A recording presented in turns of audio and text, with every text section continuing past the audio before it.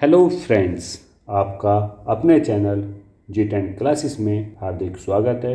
और यह चैनल आप सबके लिए, विशेषकर यूपी बोर्ड के छात्रों के लिए बहुत लाभदायक होने वाला है, क्योंकि इसमें सामाजिक विज्ञान के लगभग सभी विषय पर चर्चा करेंगे और आपके लगभग सभी विषय पर चर्चा के साथ साथ परीक्षा से संबंधित प्रश्नों को अच्छी तरह समझाया जाएगा, जिससे आप परीक्षा में अच्छे अंकों से उत्तीर्ण हो सकेंगे। आपको वीडियो पसंद आए तो लाइक व शेयर करना ना भूलें और चैनल को सब्सक्राइब कर दें। आइए शुरू करते हैं। आज का टॉपिक कक्षा 7 सल्तनत का विस्तार खिलजी वंश के महत्वपूर्ण प्रश्नोत्तर पर आज हम चर्चा करेंगे। एक बार फिर वीडियो को शेयर व लाइक करना ना भूलें और अपने कमेंट्स अवश्य दें, जिससे हम और भी मेहनत कर सकें।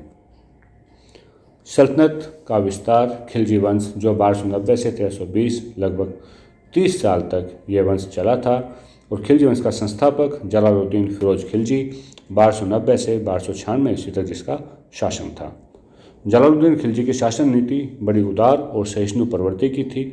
वह अमीरों को भी साथ लेकर चलने के इच्छुक था। अलाउद्दीन खिलजी इकतार था। कहाँ का था? कड़ा, जो कौशाम्बी और उत्तर प्रदेश का क्षेत्र है, एवं अवध का इक़्तिदार और रक्षा मंत्री कौन था? अलाउद्दीन खिलजी था। अलाउद्दीन खिलजी दिल्ली के तख्त पर बैठा था।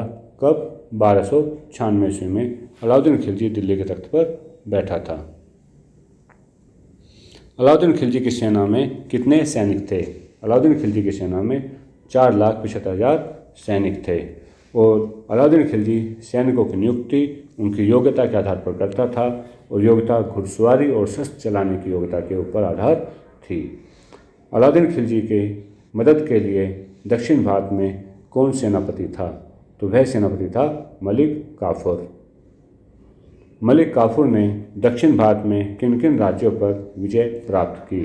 देवगिरी, तेलंगाना, वारंगल और होयसल राज्यों पर मलिक काफूर ने दक्षिण भारत में विजय प्राप्त की थी।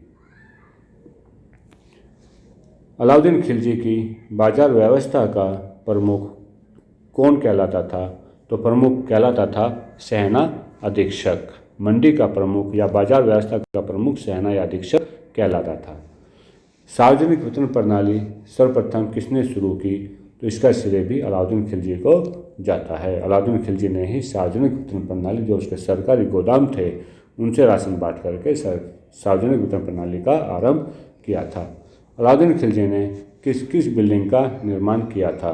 तो अलाउद्दीन खिलजी ने दिल्ली में हौज खास, जो एक विशाल टैंक होता था, और दिल्ली में 1000 खंबा महल और अलय दरवाज़ा, जो कुतुब मीनार के निकट कुव्वत उल इस्लाम मस्जिद के द्वार के रूप में स्थित है, इसका निर्माण किया था।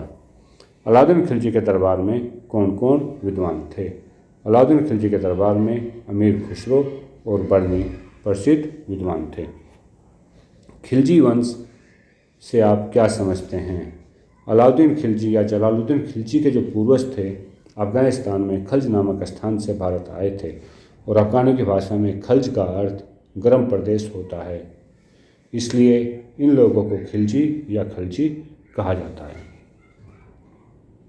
अलाउद्दीन खिलजी ने जलालुद्दीन फिरोज खिलजी की हत्या कब, कहाँ और क्यों की? अलाउद्दीन खिलजी बहुत महत्वाकांक्षी था, एक चतुर राजनीतिज्ञ था। इसलिए सत्ता पर अधिकार पाने के लिए जब अलाउद्दीन ने देवगिरी पर विजय प्राप्त की, तो सुल्तान उससे मिलने के लिए कड़ा या कौशाम्बी की ओर गया, और मौका पाकर धोखे से अलाउद्दीन खिलजी ने अपने चाचा जलालुद्दीन फिरोज खिलजी की हत्या कर दी। इस प्रकार अलाउद्दीन खिलजी सत्ता पर काबिज हो गया। अगला प्रश्न है, अलाउद्दीन खिलजी द्वारा क्या क्या सैनिक सुधार किए गए? अलाउद्दीन खिलजी साम्राज्यवादी था, तो उसके साम्राज्य विस्तार के लिए और मंगोलों के आक्रमण से बचाव के लिए एक विशाल स्थायी सेना के संगठन की आवश्यकता थी। इसलिए उसने सबसे पहले एक विशाल स्थायी सेना का संगठन किया। सेना की एक नियुक्ति प्रक्रिया का किया।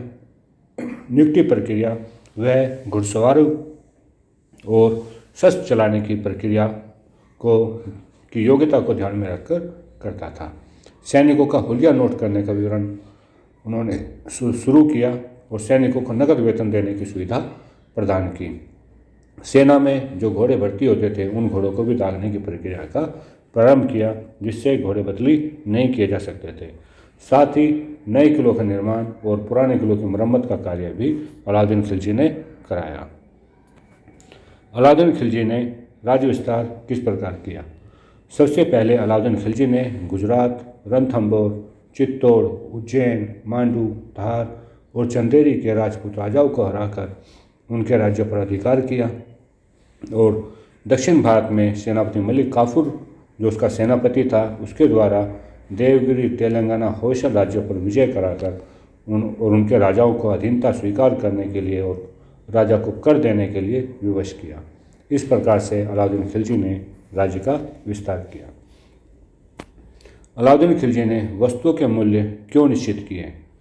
अलाउद्दीन खिलजी को मंगोल आक्रमणों से राज्य की सुरक्षा और राज्य के विस्तार के लिए बहुत बड़ी सेना की आवश्यकता थी और जब सेना की आवश्यकता होगी तो उनके खर्च भी बड़े होंगे, इसलिए उसने वस्तुओं के मूल्य निश्चित किए। सैनिकों को दिया जाने वाला वेतन उसका नगद वेतन था और नगद वेतन देने से उसके राज्य का जो खजाना वह खाली हो जाता था, जिससे राज्य के खजाने पर कम बोझ पड़े, इसलिए वह सैनिकों को कम वेतन देना चाहता था।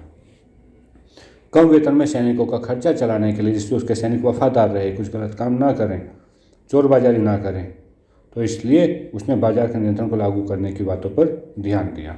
इसमें भी वह दैनिक आवश्यकता वाले मूल्यों के मूल्य निश्चित करना चाहता था, कम करना चाहता था, जिससे उनका कार्य आसानी से चलता रहे।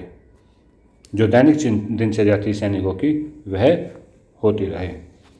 तीसरा, बाजार नियंत्रण हेतु उसने गुप्तचर व्यवस्था बनाकर रखी थी और मंडी अधिकारी जैसे सेना या अधीक्षक की नियुक्ति भी उसने की थी। इस प्रकार बाजार नियंत्रण की नीति उसने निश्चित की थी। उम्मीद है आपको यह प्रश्न पसंद आए होंगे, यह वीडियो पसंद आई होगी, इसलिए वीडियो को लाइक, शेयर और सब्सक्राइब करना ना भूलें। चैनल को सब्सक्राइब कर दें। Thanks for watching.